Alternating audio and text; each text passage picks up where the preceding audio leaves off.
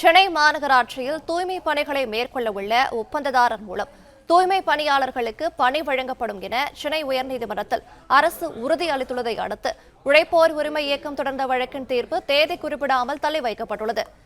விவரங்களை தருகிறார் செய்தியாளர் ஆனந்த். வணக்கம், விவரங்களை சொல்லலாம்.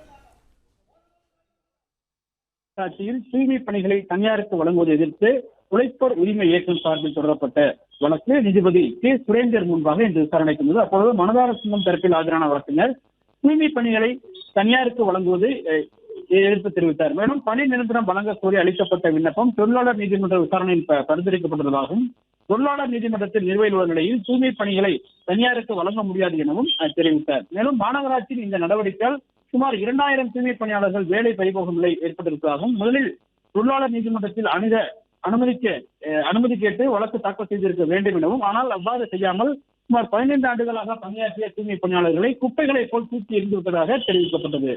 அதே போன்று தமிழக அரசு தரப்பில் ஆஜராகியிருந்த அரசு தலைமை வழக்கறிஞர் பணியாளர்களை வீசி எறிய போவதில்லை எனவும் வேலை விட்டு வெளியேற்றப்பட மாட்டார்கள் எனவும் ஒப்பந்தம் மூலம் பணி வழங்கப்படும் எனவும் சென்னை மாநகராட்சியின் மொத்தமுள்ள 15 மண்டலங்களில் 11 மண்டலங்களில் தூய்மை பணி ஏற்கனவே தனியாருக்கு ஒப்படைக்கப்பட்டுள்ளதாகவும் 5-6வது மண்டலங்களில் மட்டும் தூய்மை பணி தனியாருக்கு ஒதுக்கப்பட்டு விட்டதாகவும் தெரிவித்திருக்கிறார். தற்பொழுது ஒப்பந்த அடிப்படையில் பணியாற்றி வரும் சுமார் 2000 தூய்மை பணியாளர்களை ஒப்பந்த நிறுவனங்கள் ஊதியத்துடன் வருங்கால வைப்பு நிதி இன்சூரன்ஸ் உள்ளிட்ட கழிவுடன் வேலை வழங்கப்படும் எனவும் ஆகஸ்ட் 31ஆம் தேதி வரை இதற்கான கால நீட்டிப்பு செய்திருப்பதாகவும் தெரிவித்தார்.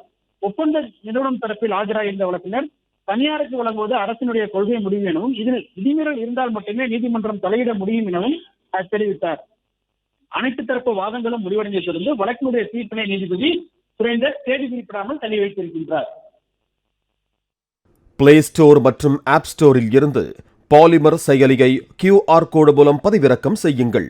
செய்திகளை உடனுக்குடன் பெறுங்கள்.